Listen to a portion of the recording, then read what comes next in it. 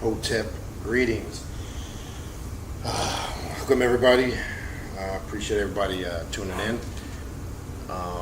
Real quick before I begin and get into what I want to get into in this video, I'd like to get into the habit of addressing announcements, events, and things of that nature in the beginning of the video. We do have an upcoming event on the 25th. Should have information, start time, and the flyers finished for that event shortly. Those that are on the list, you'll get a notification of that. If you would like information on that, I'll give you the email in a second. You can contact me for that information. In reference to consultations, I'd like to address that at the beginning of the video.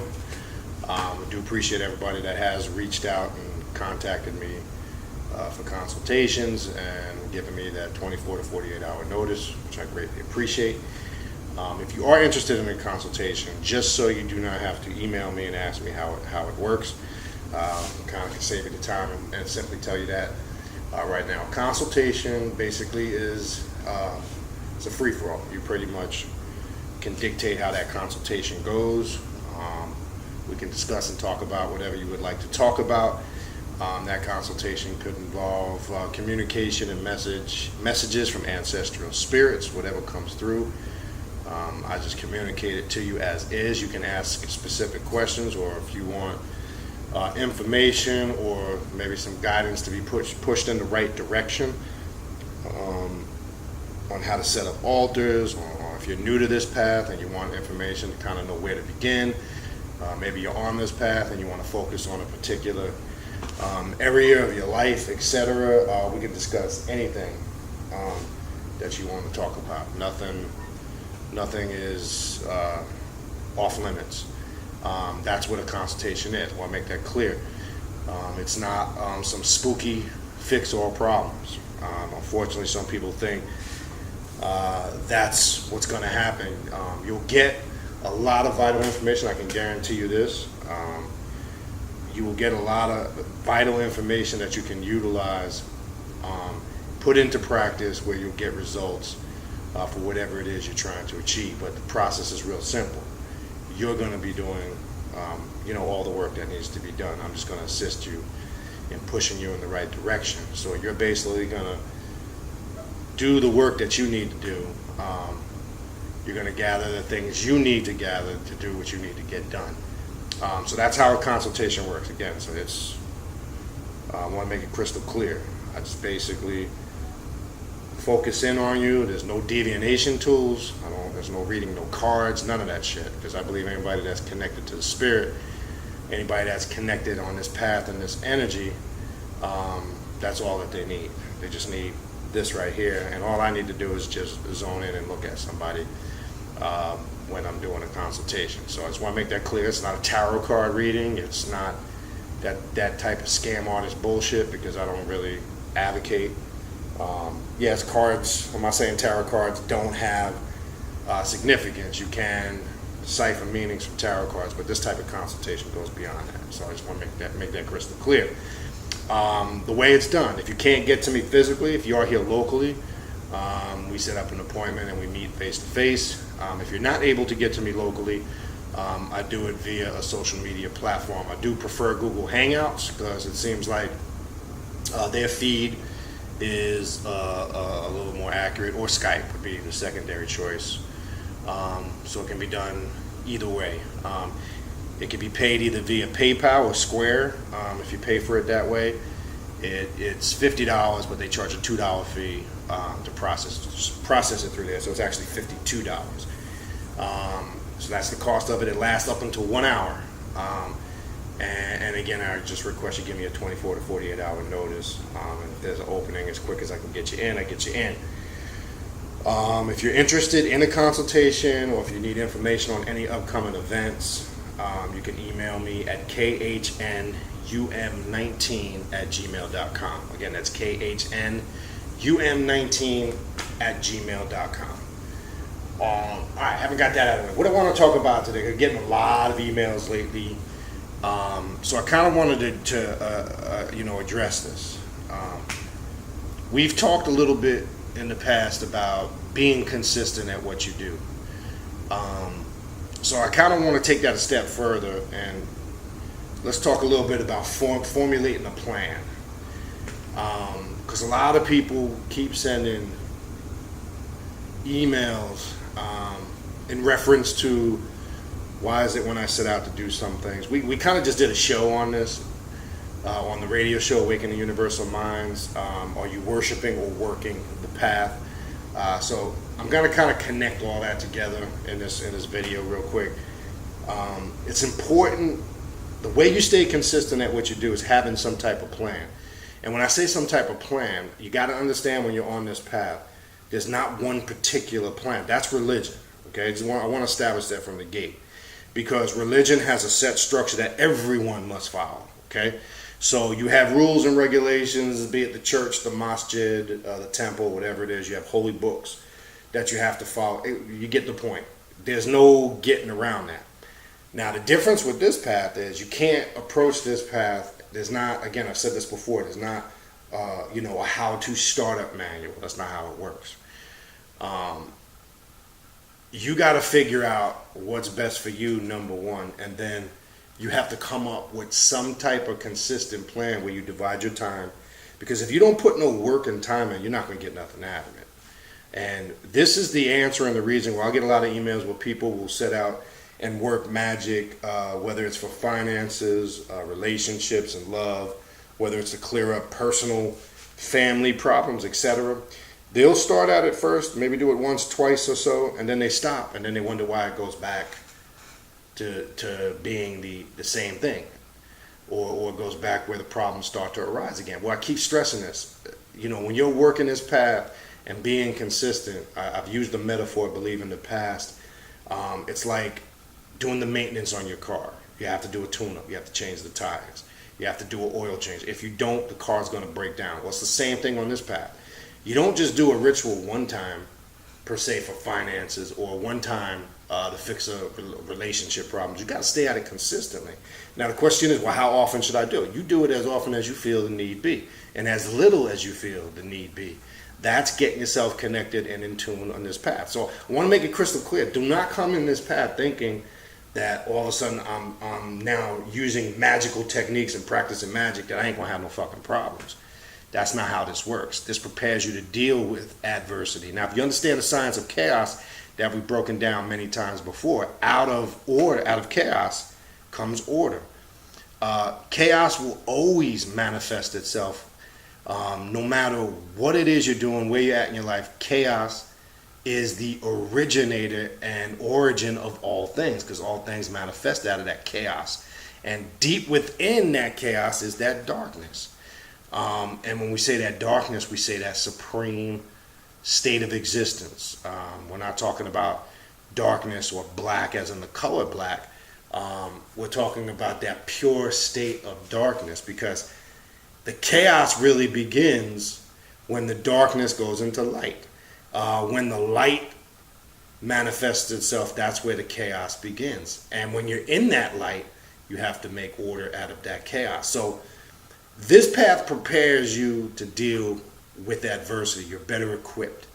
The faster you grasp that, the easier time you'll have obtaining results on this path. That's very important to grasp and understand. I can't say that enough. Consistency, formulating a plan, and staying at what you do regularly is, again, it's priceless. Because look at it also. Here's another metaphor. Look at an athlete that plays sports. All right, someone naturally gifted, same thing in this, someone naturally connected to the ancestors, to the spirits, to work in this magical path. Some of it's naturally, some have to work harder at it. But regardless, either way, you still got to work consistently at it. If an athlete doesn't practice and keep his skills sharp, he's going to deteriorate. He's not going to be. It's like a baseball player not taking batting practice. Their hitting will go on a decline. I mean, I can throw a million metaphors at you. We'll be here all day going over metaphors, but that's the objective of this path. Now, some of the groundwork for this path, if you're serious about working this path, you should basically be, setting up some type of sacred space. You should have some type of working area, like you see behind you, like an altar. Is it mandatory? No, because let me say this. I'm not saying it's mandatory, but the spiritual tools are focal points which just enhance your magical workings. Remember, true black magic is enforcing your will. So really, magic can be practiced without anything except this. Now, we just utilize tools and symbols because they project certain levels of consciousness to the subconscious mind. There's a communication going on there, whether you realize it or not. So it's the same thing when you're using, statues of archetypes or statues of deities, because symbolically what they represent speaks volumes to your subconscious mind. So when you're in your meditations and your visualizations, they kind of serve as focal points to enhance that type of work. There's many different paths. As far as the other questions I'll get all the time, is there any particular system that I should practice? And the answer is absolutely not. There's not anything specific. Go with your intuition, follow your spirit, follow that inner voice, because your path is going to be dictated to you by you. Now you'll find as you're on this path studying, practicing, you should first and foremost garner and gather your research.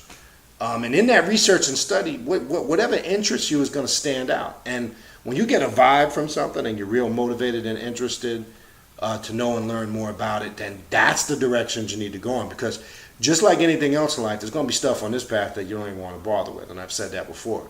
And that's okay too. So, the point being is lay and have a foundation. Okay? If you don't have a foundation, nothing concrete and positive is going to come out of it. Now, ritualistic work. People ask a lot about rituals and the purpose of them and why should I do them, and that's a very good question. Rituals serve a multitude of purposes. Everybody's going to have their own opinion on this, okay? And again, I can only speak on my experience and what I've garnered from it, okay? So what I'm getting ready to say, I'm not saying is the telltale all and is the final say on this subject. Ritual is important to me, and I'm going to tell you why. Because ritual, and I think I've mentioned this before in the past, transforms you on all levels, mentally, emotionally, spiritually. Now, there's different types of rituals. There's rituals that are done collectively as a group, and there's rituals that are done individually. In my experience, the two serve different purposes. Individual is obviously more private. It's personal. It seems like it's a very intense, strong connection because you're basically locked in and focused with you.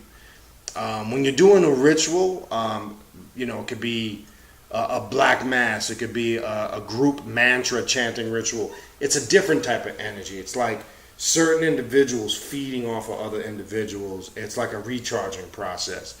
And depending on the vibration of all the people involved, it can be, very exhilarating. It can be very uplifting.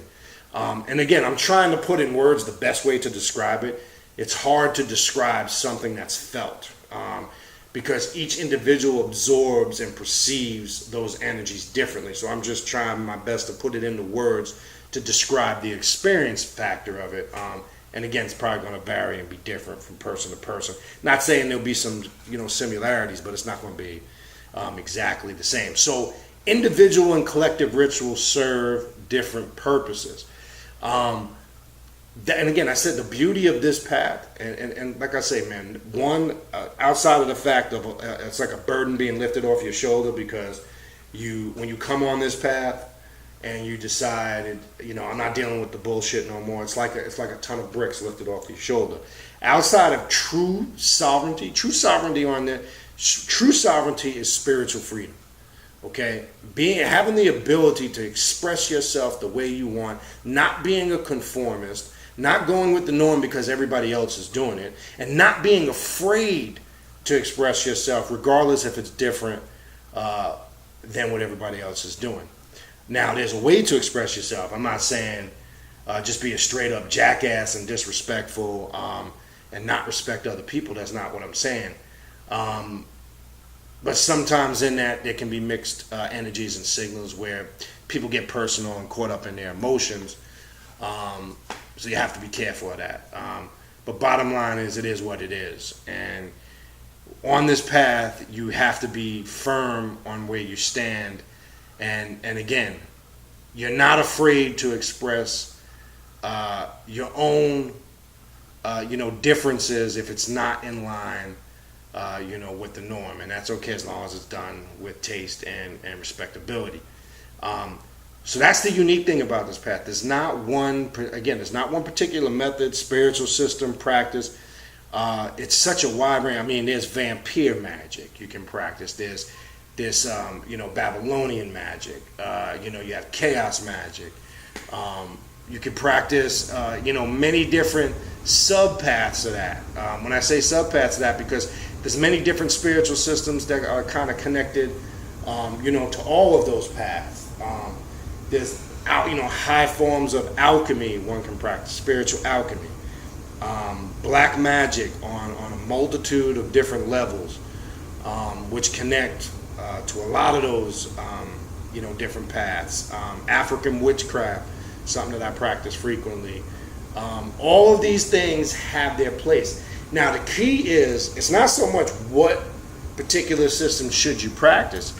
I think what's important is knowing when and how to utilize those energies when need be. Because one thing you'll notice as you get experience is the energies are different with all of those paths. So you got to know how to work with them, and you got to know how to connect with them in order to facilitate and work those paths. It's very important.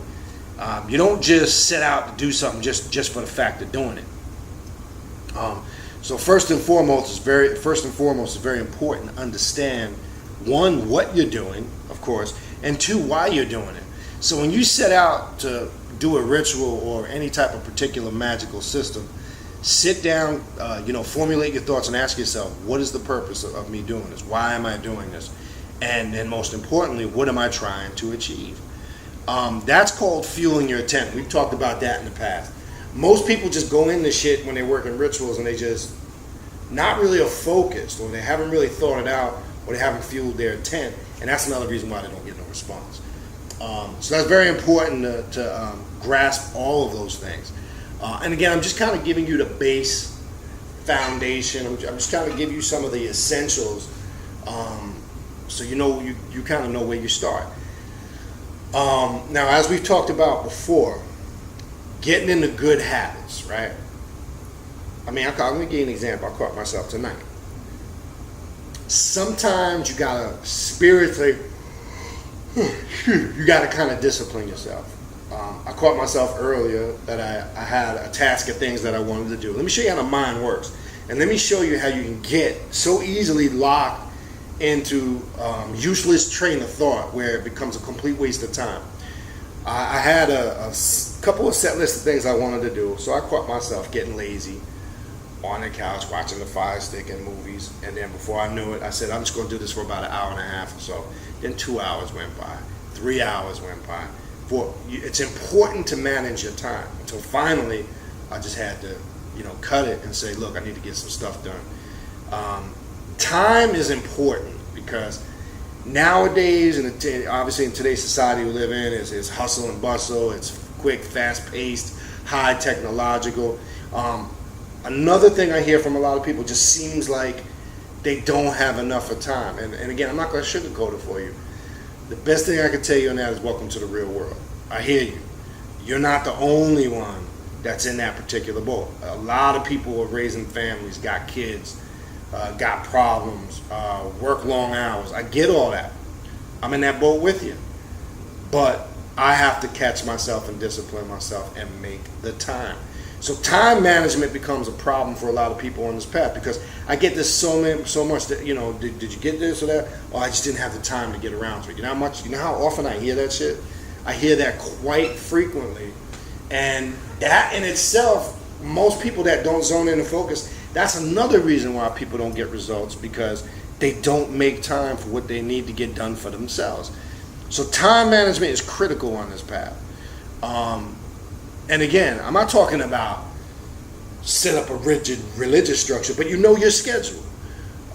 So maybe you can plan throughout the week, have set days and times where you can do work, be it meditation, visualization, carrying out rituals, etc. This is important because this is not a path like all these other conscious circles where you just get a bunch of information on top of information that's regurgitated and you just suck it and absorb it in as like a sponge, but you're not putting any of it into practice. That's not how this shit works. And I can't stress that enough. Your goal on this path is not to be a walking encyclopedia. And as I've said before to anybody watching this video, prior, to me really indulging myself on this path a few years back, I did all that, as I mentioned before, all that conscious shit. It's just a lot of information, and I wasn't able to put any of it into practice. And what good is that information if you can't put it into practice? And I'm at the stage now where I'm not interested in, I don't feel the need to prove to people that what I know is right. I couldn't give a shit if people accepted what I was saying as right or wrong. That's personal. You understand? That's something you're going to have to wrestle with. Only thing that I have to accept and convince is myself. One, convince myself of what I'm doing is correct based on the results I get. So I'm confident in what I do because, again, as I've said before, I get results. That's all that matters to me. So I don't care what it is. And that's my answer to people that say, should I be doing this or should I be doing that? And my answer is quite simple. Are you getting results consistently from what you do? If it's yes, then yes, keep doing that. Are you getting results from it? No, well, I've been doing it for X amount of time, I'm not getting results. Well, there's your answer. Don't do it because you're not getting any productive results. And that's critical. So we're not interested on this path like a lot of these conscious circles. They want to debate history. Look, like I said, I couldn't give two flying fucks about any of that stuff anymore. Been well beyond it. Like I said before, in this new technological era, all that shit you can research and find on your own. Unfortunately, we still got the conscious pimp game going on like back in the 80s and 90s and even beyond that, where we didn't have access, as I've said before, to all of this technology and information and social media, where people back then would find rare books and rare information that was hard for people to find, and then they would spit that information and it appeared like this individuals, he or she was coming with some new shit. They really wasn't coming with anything new. It's just most individuals were not motivated to really seek and look for knowledge. Those that were real teachers and students of consciousness went into the most rarest of places to seek knowledge. But now with the internet, man, you can find PDF formats of old books. I mean, there's so much information you can access at your fingertip. There is no excuse. So us getting this long, drawn-out history lesson is a waste of time in 2017. That's some sidebar shit we can do in our free time. The question is, how do we get out of this condition? We all complain about this condition that we're in. We all complain about our circumstances. We all complain we're struggling. And then my next question is, out of sitting there talking about how great we used to be back in the day, what are some of the solutions? Well, the beauty of this path is your solution. Because when you work black magic, and black magic, one aspect of black magic, as you've heard talked about many times before on this channel, is manipulation of your subconscious mind, training, reprogramming your subconscious mind. What does that mean? What do you mean I got to reprogram my subconscious mind? First and foremost, accepting the reality that everything we've been taught from birth until we come into the realization of what this path is about has been pure bullshit. We've been indoctrinated since we came out of the wombs of our mothers, okay? By our own mothers and fathers. Not that it was their fault, because they was indoctrinated.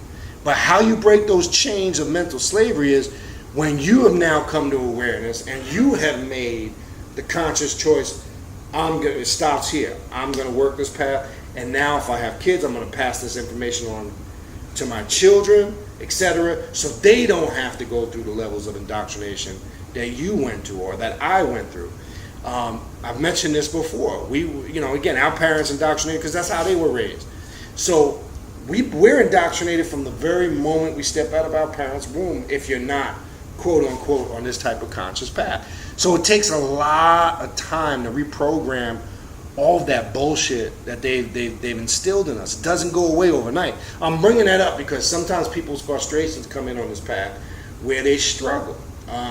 As far as they still find themselves it works both ways. Some are aware of it and some are not, but some still find themselves incorporating some of their old belief systems and habits into this path. Well, that's normal in the beginning, so it's nothing to beat yourself up about, because again, all of that indoctrination isn't going to go away in a couple of nights, a couple of days, weeks, months, in some case years. Everybody progresses different, so that's normal. That's not something that's out of the norm. That's not something that doesn't happen frequently. But you can't get frustrated about it. You have to just be able to recognize it. And when you recognize it, as you address it, you'll see that it starts to slowly dissipate. It'll start to go away. And through consistency, good habits, a lot of this starts to become second nature.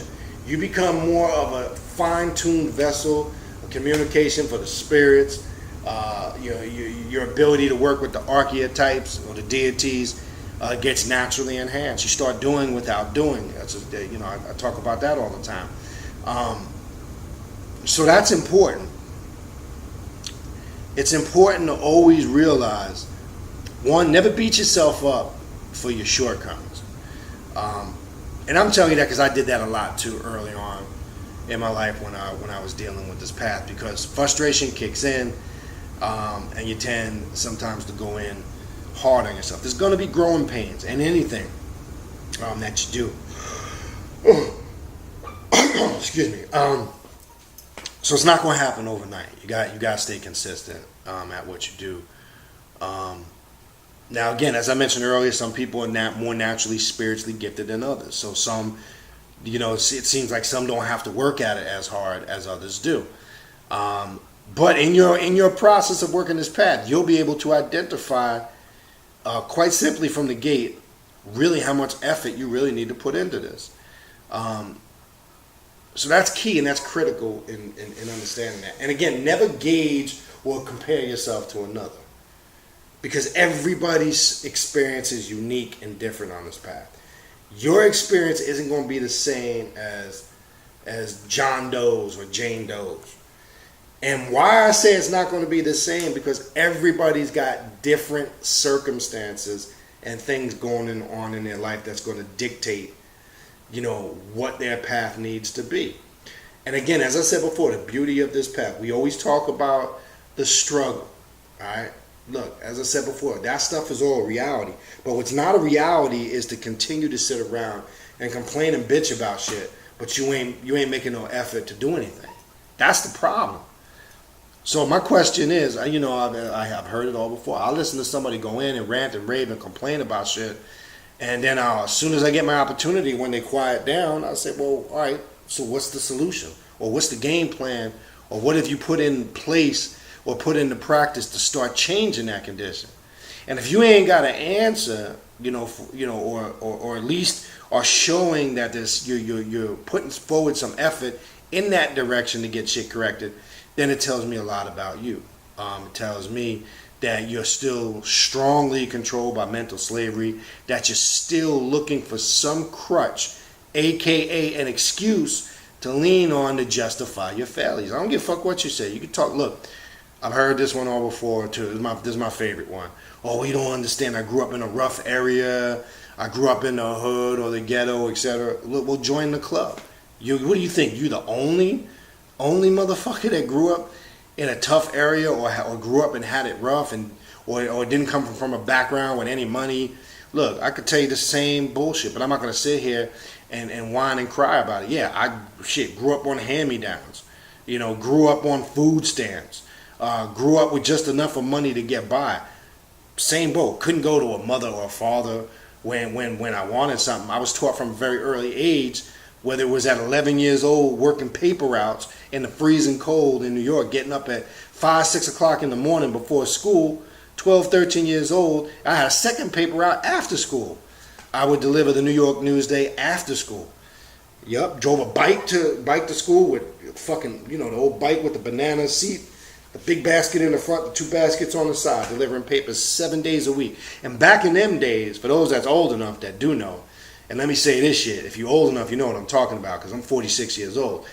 Back in them days, it wasn't like it is now. Well, now everything is online. So a lot of people don't really read the paper. But then it came to a point where, you know, you had people that, when the internet first came into place, you could subscribe online, and people, you just had somebody that would come around in the car and toss the paper. Well, in them days, we picked up the papers, we delivered them, and every weekend we had to knock on people's doors to collect. It was called collecting, and collect the money for, you know, the subscription to the paper. There wasn't this internet and all. So you worked, you got out there, you hustled. I'm saying I learned that work ethic from an early age due to the simple fact that I didn't have, unfortunately, the opportunity to be raised in a family where I could go to my mother and father and say, can I get this, can I get that? And the solid thing was, I was fortunate enough to come up in a family where my mother and father, you know, stayed married, never got divorced, never got separated. They were strong. It was a strong family unit. They were good parents. Obviously my mother had MS and passed away in 1996.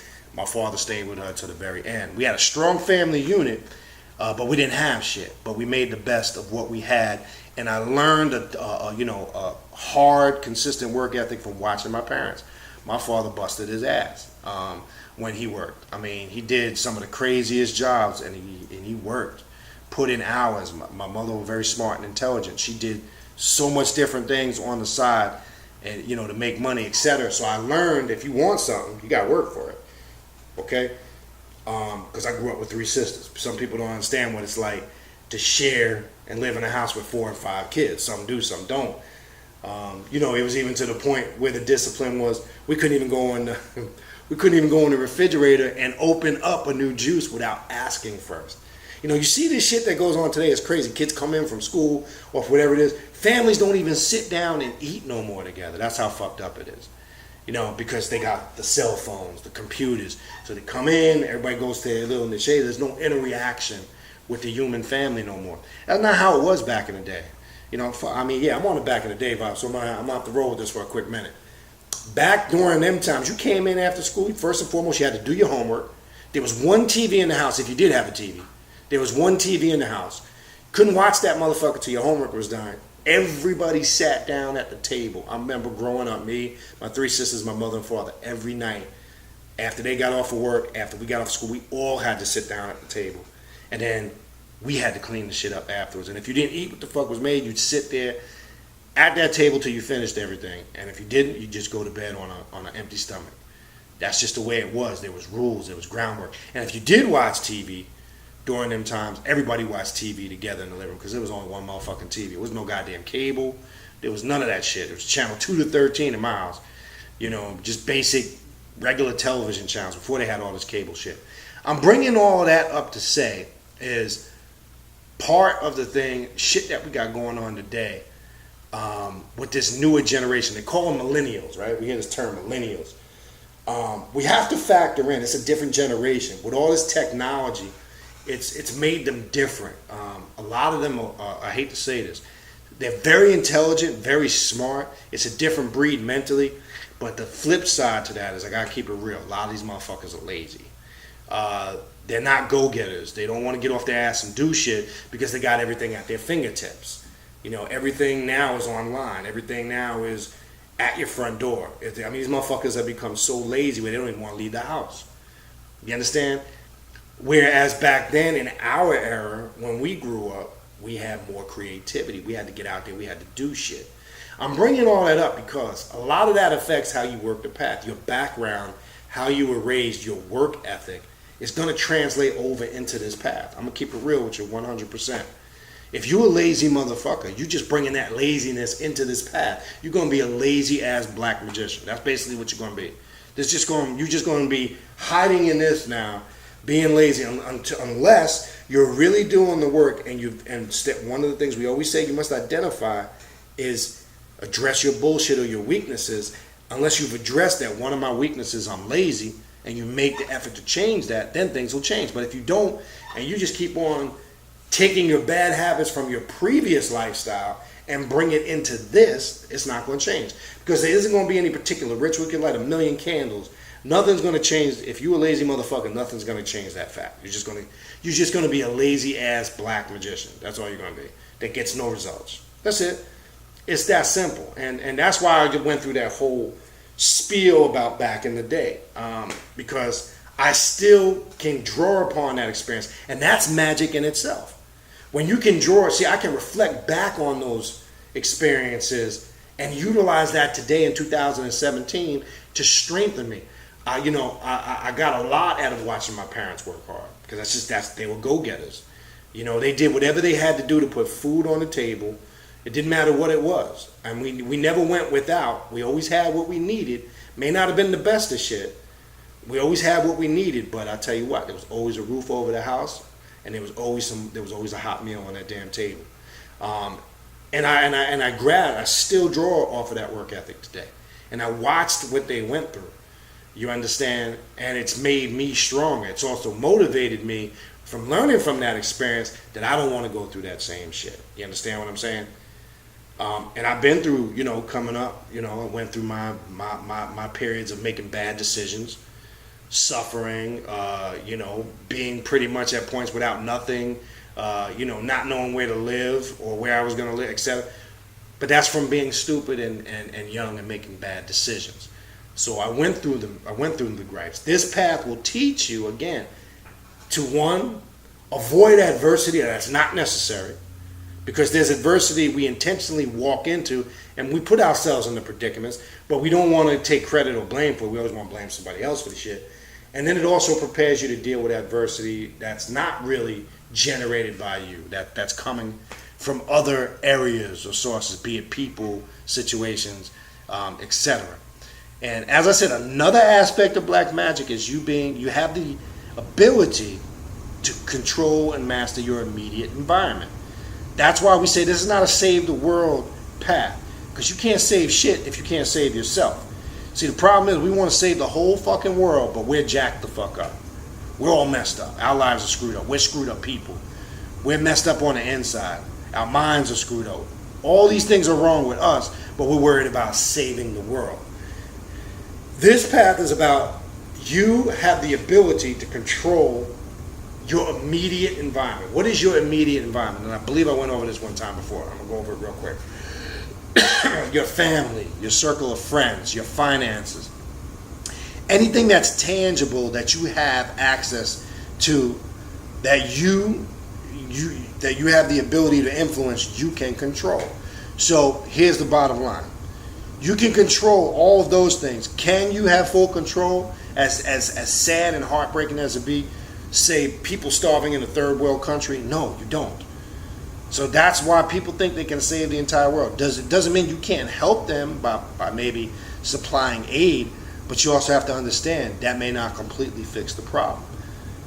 That's something outside of your control. That's why I remember I addressed one time in the past, some crazy dude about a year or so ago emailed me. When we were there was a video I did a while back. I don't know what it was, but it was something in relation to having the ability to manifest things. Well, I don't know how it went from that. This dude sent me some long drawn out email about the New World Order and the Illuminati, and how can I say that we're not affected by that on a daily basis? Real simple, because we're not. You're only affected by it as you allow yourself to be affected by it. Well, you live in the world and they control the... And then here's the question, and this is where the conversation ends. Who's the they? Or is the powers that be creating the illusion that there's some mysterious group and organization that has this supreme power to do all this dirt and work to you, and once you accept it and believe it, you give it the strength and the power. That doesn't affect my immediate environment and surroundings. That's some global shit where they're trying to control people, and it's a mental condition, and it's mental slavery. I've said that a million times before. So you have the ability to control your immediate surroundings. I don't care what anybody tells you. And the reason why I say I don't care what anybody tells you, because I'm living proof of it. And I know other people that are living proof of it. You understand? And what do I mean by that? Or am I just making a vague statement? Hell no, because I know some people, including myself, whose lives weren't great. They were jacked up, and we were victims to the system, the whole nine. We weren't doing well. But once we changed our mental pattern, the way we thought, once we changed the things that we put energy behind, once we left all the philosophy, the faith, belief systems, and all the nonsensical things that keep people's minds controlled, and we came into this path and started working this, shit went total different direction. reality really kicked in. We started to see things for what they were. And that's the beauty of this path. That's the best way I can describe it.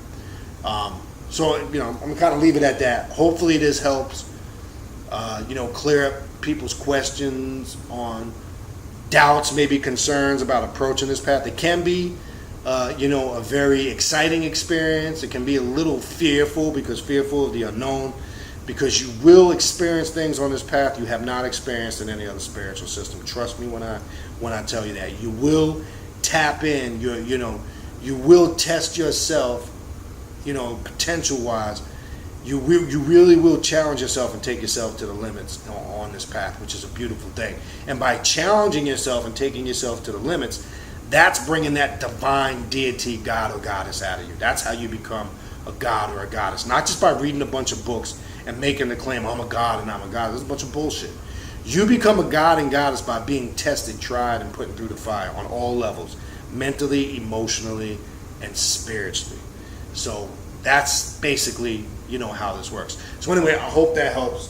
Again, real quick before I go, for upcoming events, if you want information or you want to set up a spiritual consultation, as I said before, it costs $50 if $52 if you send by PayPal. It lasts up until 1 hour. It can be done via Google Hangouts or Skype. If you can get to me in person, it can actually be done in person. And we can discuss, talk about, or go over anything you want to go over. And again, as I said before, I will communicate to you whatever comes through in that consultation, be it ancestral spirits from your bloodline, any particular archetypes that you need to be working with that are around you, etc., or if there's particular paths you need to work in addition to what you want to know. So you can have a list of questions, whatever it is you want to talk about, discuss again, how to set up altars, how to get started on this path, or maybe you just want to focus on a particular situation or area in your life. We can do that too. That's how it works. So you don't have to email me how it works, how much does it cost, and how do we do it. That's how we do it. So if you want any information on any of the aforementioned stuff, again, the email address is khnum19@gmail.com. That's khnum19@gmail.com, khnum19@gmail.com. That's all I got for you this week. And we'll see you on the next video. Peace.